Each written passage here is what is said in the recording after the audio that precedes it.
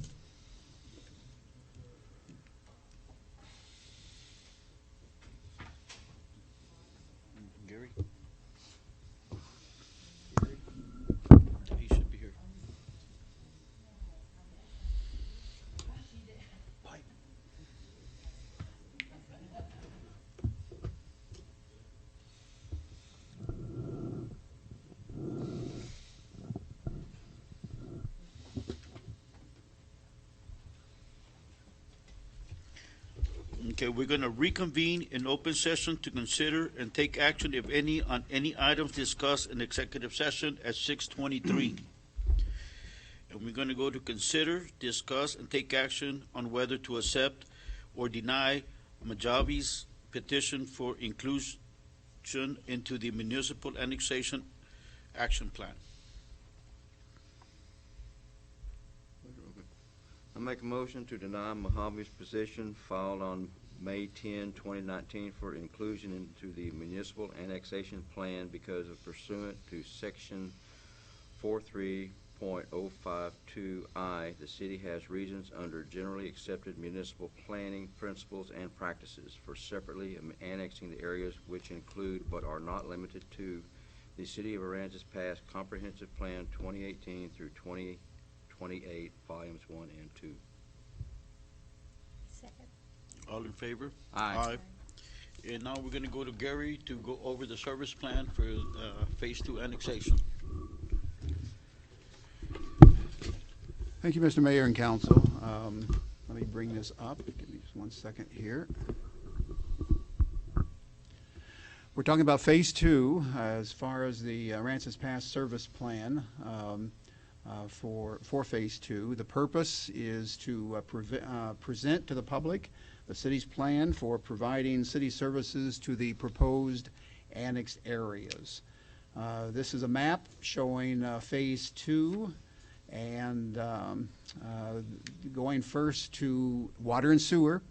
We're looking at a spreadsheet right now. It's going to be the small details as far as the breakdown will be very difficult, if not impossible to see on this particular slide. But as I said, this is for water and sewer improvements, Phase 2, and the cost is, our estimated cost, $7,292,063.67.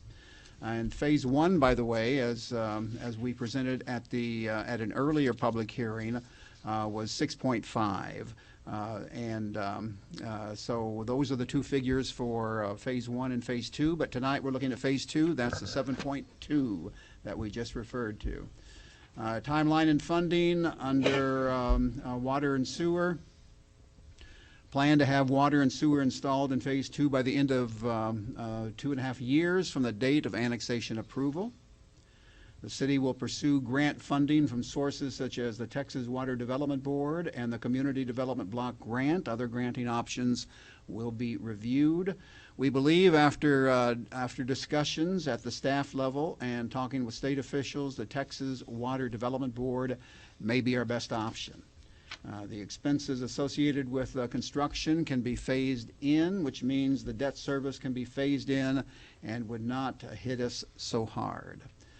The city budgetary funding will assist with any funding gaps that may occur or not covered by grants. Certificates of participation, for example. But we have to weigh debt service requirements with this project against current debt service. In other words, we don't want to be too debt heavy.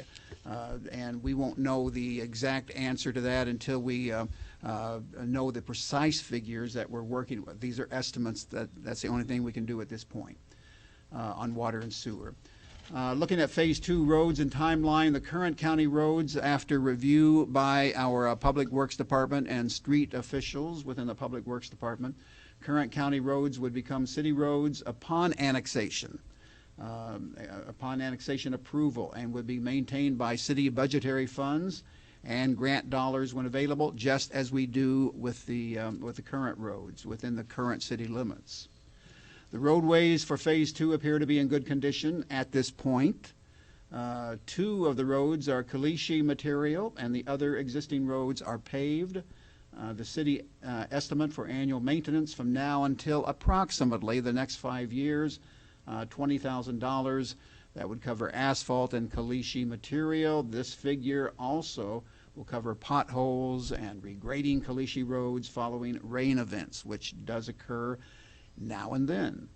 The city budget can support an expense of this level. As is the case with all city roads, major road maintenance rebuilds would be covered by loans and or grants. Phase 2, EMS service, ambulance. The City of Aransas Pass has a contract with Tri-County EMS Ambulance to provide service to all the area within the city limits. Tri-County EMS will automatically and immediately extend its service to any newly annexed areas. No upfront cost will be needed. However, when we're presented with a new contract prior to the beginning of the upcoming fiscal year, there will be a proposed cost increase to cover the newly annexed areas. Don't know what that is at this point. EMS does not know what that is at this point, but it would be added to our existing contract. Police and fire, police and emergency communications. Police service to the newly annexed areas will be provided immediately. Again, police service immediately. However, as soon as possible, steps must be taken to strengthen this service. Communications is a top priority for public safety. Consequently, for Phase 1 and 2, 2 dispatchers will be needed in order to provide coverage. Estimated cost approximately $106,704 annually. At this point, it is not known how many additional police officers will be needed. An analysis of needs within the police department and within the newly annexed area will be provided after it is determined the impact these added areas will have on police manpower. Looking at fire protection will soon be provided immediately to the newly annexed areas. However, as soon as possible, steps must be taken to strengthen this service in both phases, 1 and 2. 6 additional personnel will be needed as soon as funding is available, which will bring 3 shifts to 6-man crews. The cost of 6 additional firefighters, $342,816. And again, those 6 personnel, that's for Phase 1 and 2. Applying for a SAFER grant to obtain funding for the additional personnel. As was pointed out at last night's public hearing, we have a 4 ISO rating. The county has a much lower rating, or in this case it's higher, and the lower it is, the better it is. We're at a 4. I believe they're around 10. So there will be a savings on home insurance because of our ISO rating within the city. Garbage pickup service. The City of Aransas Pass has a contract with Absolute Waste Services, Inc. Absolute Waste will cover any annexed areas. In other words, they will provide service to the Phase 2 area immediately after Phase 2 is approved.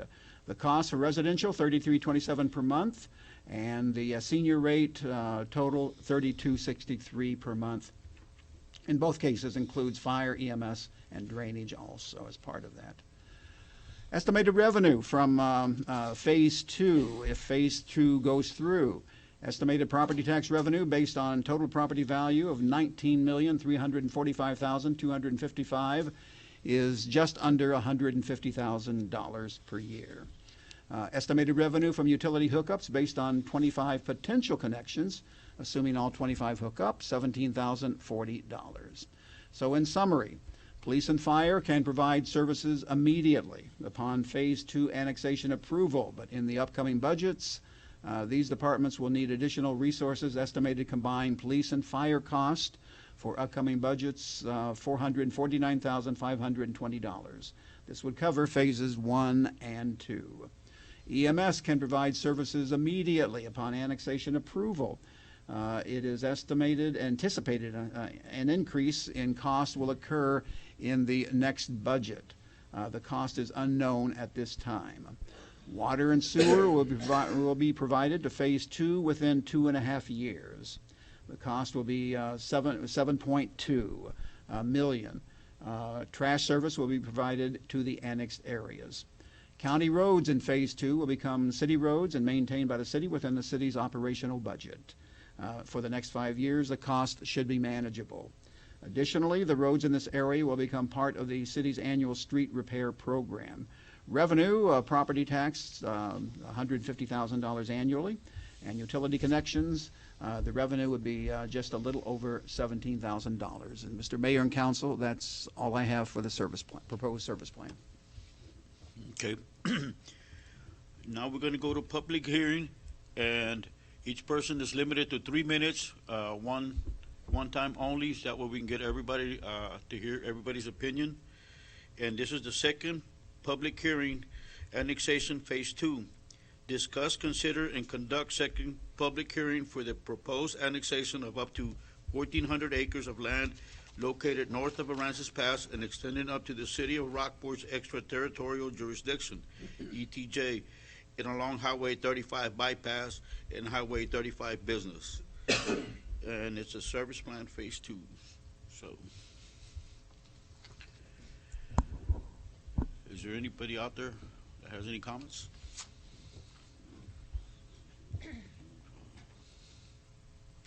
Melissa Escobar, 2451 Murphy Road, Mayor Council. HB 347 is sitting on the governor's desk. It's due to be signed at any time. They're actually anticipating it being next week. Since the city's made many claims, especially on Facebook, to hundreds of their constituents regarding the threat of Corpus encroaching on the city's boundaries, this bill should be a blessing, as it will eliminate that possibility.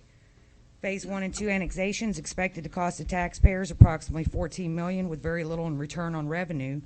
These annexations will be costly and unnecessary to the citizens. The financial burden will no longer be necessary when Governor Abbott signs that bill.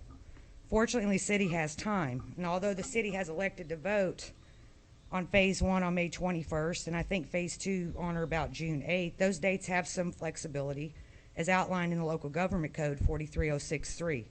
And the city can push both voting dates back a couple of weeks as it awaits the passage of HB 347. 347 is just waiting on a signature. The same week that the city is scheduled to vote on the Phase 1 annexation, with the knowledge that 347 is at its final stage and only waiting a signature, it would make no sense for this city to engage in a vote on Phase 1 or 2 on the dates which have been assigned. The city could postpone voting as outlined, and after the bill is signed, the city could then vote against the annexation, saving your taxpayers millions, avoiding the responsibility of taking in more land than the city can afford, all while protecting the city from the threat of Corpus Christi. This would be the most honorable act a citizen could expect from their council under such circumstances. Unfortunately, if the city decides against it, it would only be fair for citizens and those in the annexed areas to question the motives of the council. On April 15th, the city attorney proposed the annexation of Phase 2, citing Corpus as one reason, but also HB 347 as a problem. She stated cities are on the clock to annex as much as they can, and industries could move in without the fear of being taxed. The proposal received a unanimous vote, but I have yet to see this information shared on social media by any city official. In my opinion, if the city decides to maintain the already set dates for the voting of Phase 1 and 2, with the knowledge that HB 347 is due to be effective literally any day, then the public has a right to question the true motives of the council. This act alone would not only cost the citizens millions, but would absolutely contradict the words spoken to them by their elected officials.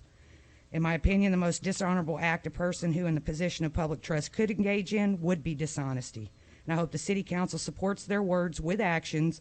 And if Corpus truly is the reason these annexations have been proposed, the solution is simple. Just wait. Wait until you can legally wait no more, and let HB 347 resolve this threat with no cost to your constituents. Thank you.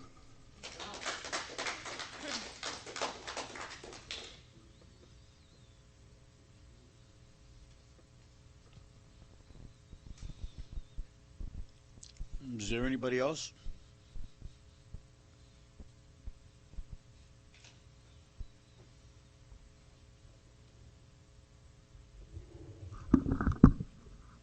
The county was fixing to dig our ditches till y'all decided you're going to take over. Now they're not going to do it till they find out whether you're going to annex us or not. I think you're trying to steal something.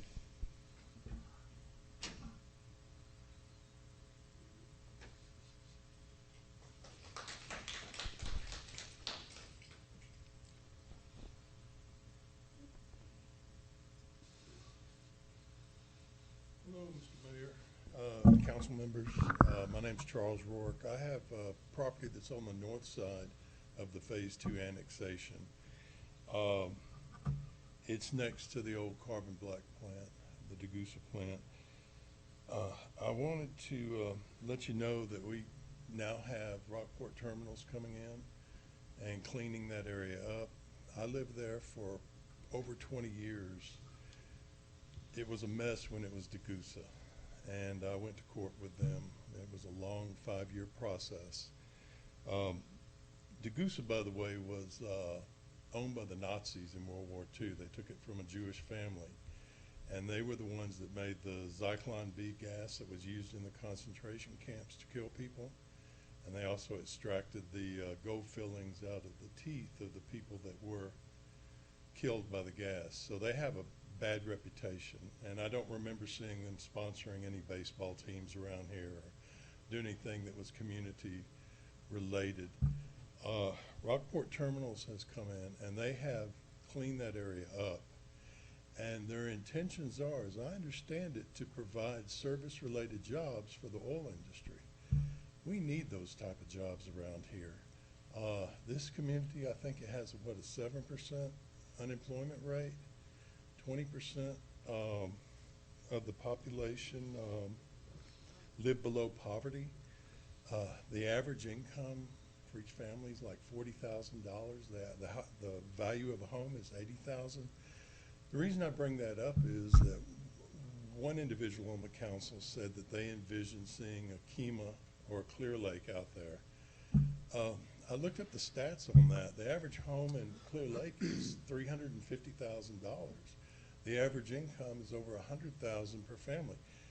They have the aerospace industry, they have finance in Houston, they have the oil industry below. We don't have that industrial base here, but by doing this, we would provide jobs. And another thing I found out, that everyone they've hired out there is local. They're not out of county or out of state people. I think they would be a benefit for us, and it would give our children more opportunities to find better employment. I ask you to take that into consideration and hold off on the annexation. Thank you.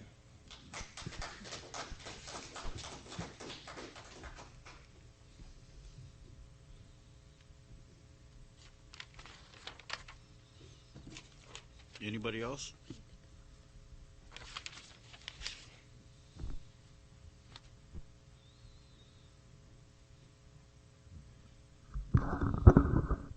I'll pick the mic up tonight so y'all can hear me better.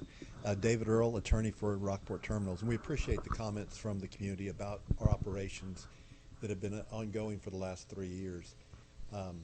As I said last night, it's our sincere desire to work with you. I know y'all denied the Mojave petition tonight, which is your discretion to do, but I also know that Mojave sent a correspondence to y'all, which I'm sure was shared with you, which basically drew back on their request or demand to have that acted on by today. Because they also now, we've gotten them to look at working with you to try to bring additional industry and jobs and appropriate services to the area. We've also talked to our neighbors. Charles is one of them. We've talked to others who are also on board with this idea. So we look forward to approaching you with that next week. I know we're on the agenda for Monday, and sharing the ideas with you and hopefully find you receptive to them. We really look forward to that a lot. Again, this is a difficult process you're going through. Y'all are taking steps, I know, to try to protect yourself from the House bill that's pending. Last night, y'all passed a resolution directing your city manager to do a service plan for 21,000 acres in order to exempt you from that House bill. It's a very shrewd thing for you to do, to try to skirt being covered by it. But I think that at some point, cities and the population they govern have to come together and work on a solution that works for everybody instead of trying to outmaneuver each other.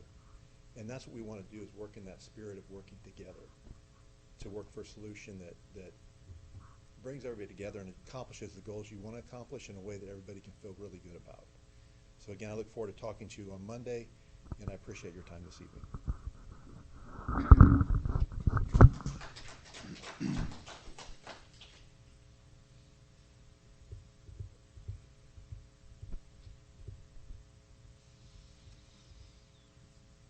Anybody else?